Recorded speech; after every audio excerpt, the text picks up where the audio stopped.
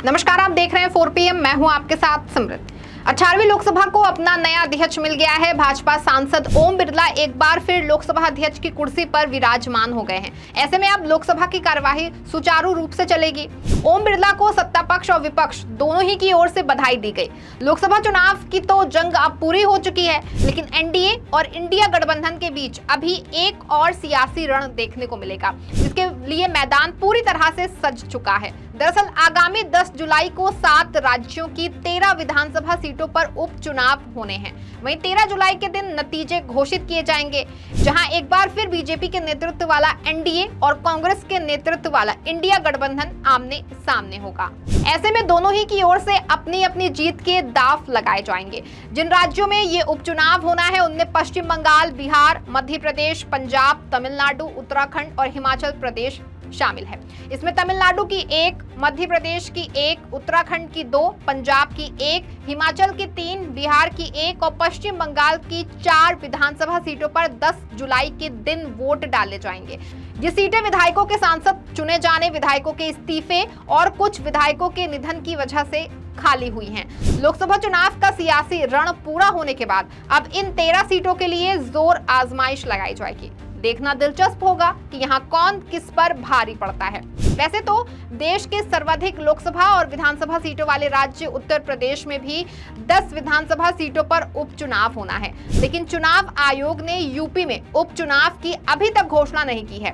फिलहाल इन 7 राज्यों की 13 विधानसभा सीटों पर ही भाजपा, कांग्रेस व एनडीए और इंडिया के बीच जंग देखने को मिलेगी।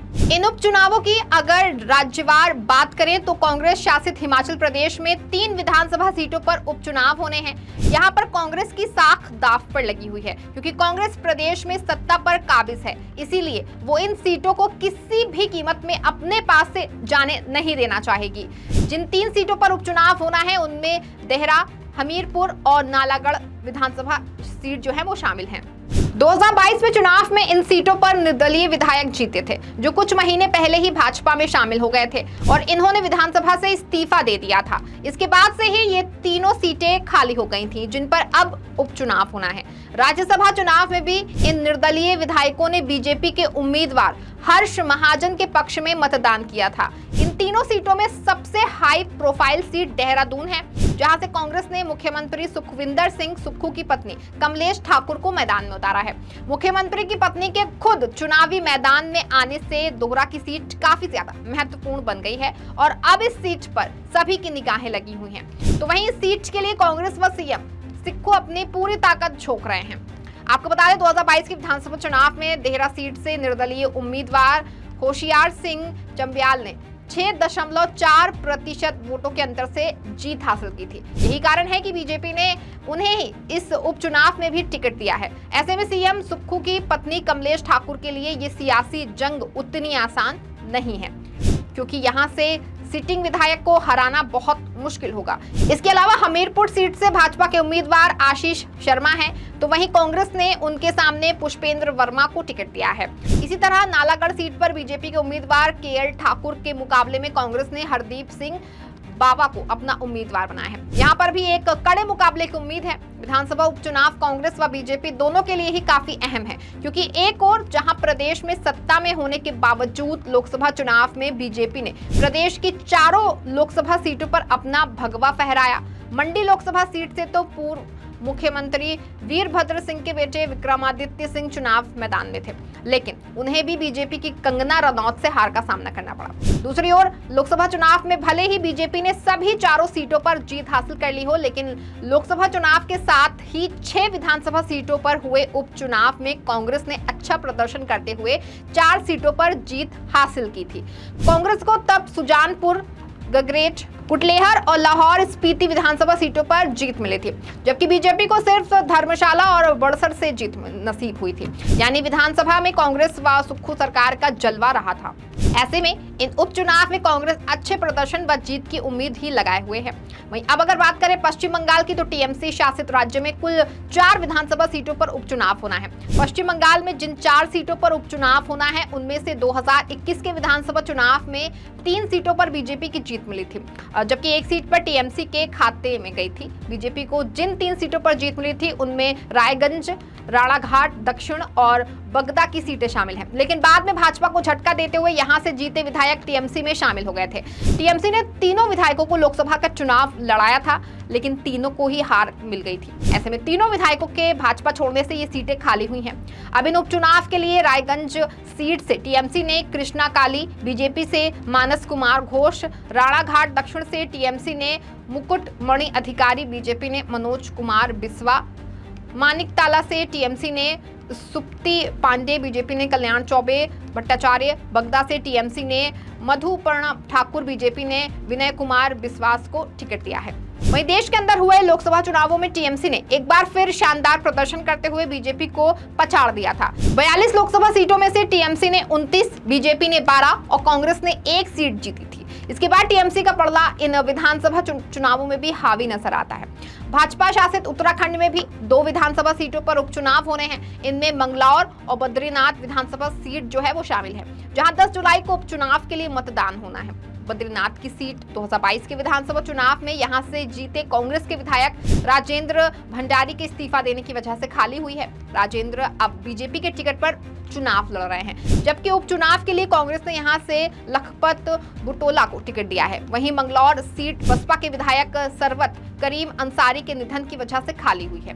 बीजेपी ने मंगलौर से करतार सिंह भडाना को टिकट दिया है। करतार सिंह जो है वो कांग्रेस के पूर्व नेता अवतार सिंह के जो भाई हैं। कांग्रेस ने यहां से पार्टी के वरिष्ठ नेता काजी निजामुद्दीन को प्रत्याशी बनाया है। काजी निजामुद्दीन पहले भी 3 बार विधायक रह चुके हैं।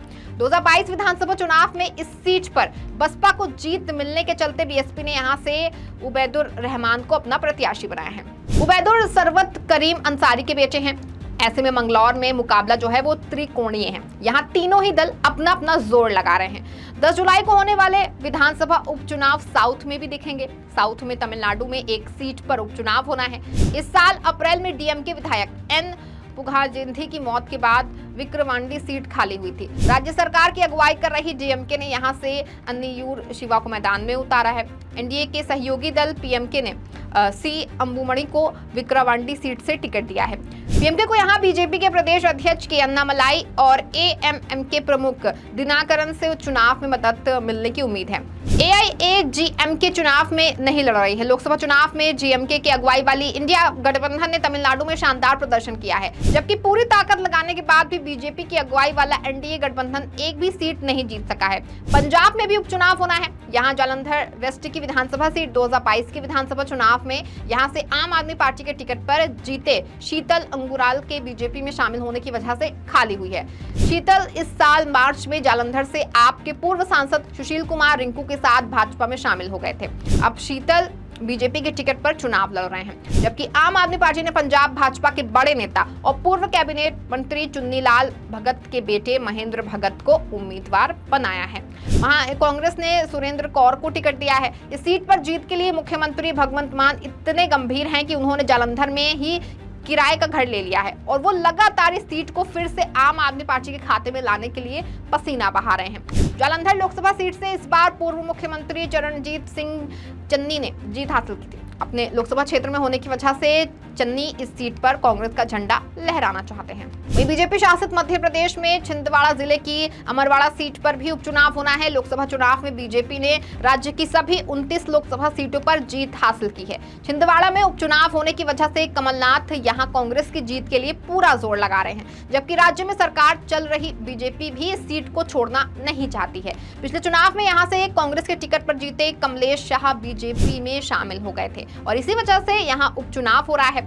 इस बार बीजेपी ने शाह को उम्मीदवार बनाया है। कांग्रेस ने आंचल कुंड धाम आश्रम के संत सुखराम दास इनवाती के बेटे धीरन शाह इनवाती को टिकट दिया है। इस सीट पे कमलनाथ की साख जो है वो दांव पर लगी हुई है, जो इस बार के लोकसभा चुनाव में अपने बेटे की भी सीट हार जाने की वजह से हाशिए पर बने हुए हैं। इसी के अलावा बिहार में रुपौली सीट पर उपचुनाव होना है। यहाँ से इंडिया गठबंधन की ओर से राजद की उम्मीदवार बीमा भारती चुनाव मैदान में है।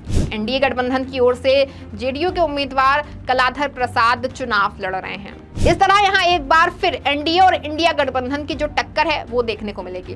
लोकसभा चुनाव में इस बार बिहार में इंडिया गठबंधन ने पिछली बार के मुकाबले अच्छा प्रदर्शन किया है। रुपौली विधानसभा सीट बीमा भारती के जेडीयू छोड़कर आरजेडी में शामिल होने की वजह से खाली हुई है। बीमा भारती ने राजद के टिकट पर पूर्णिया लोकसभा सीट से चुनाव लड़ा था, लेकिन उनको जो है वो हार मिली थी। यहाँ से निर्दलीय उम्मीदवार के तौर पर पप्पू यादव चुनाव जीते थे। वो बीमा भारती विधानसभा चुनाव में फिर से मैदान में है। यानी लोकसभा चुनाव के परिणाम के लगभग एक महीने के बाद ही फिर सियासी रण तैयार है और फिर से बीजेपी के नेतृत्व वाले एनडीए और कांग्रेस की अगुवाई वाले इंडिया गठबंधन के बीच जो है मुकाबला होने जा रहा है। देखना है कि लोकसभा चुनावों के नतीजों का इस उपचुनाव पर क्या असर पड़ता है और उपचुनावों में कौन बाजी मारता है। इस खबर में फिलहाल बस इतना ही। ऐसी तमाम राजनीतिक खबरों के लिए बने रहें और देखते रहें 4PM। धन्यवाद।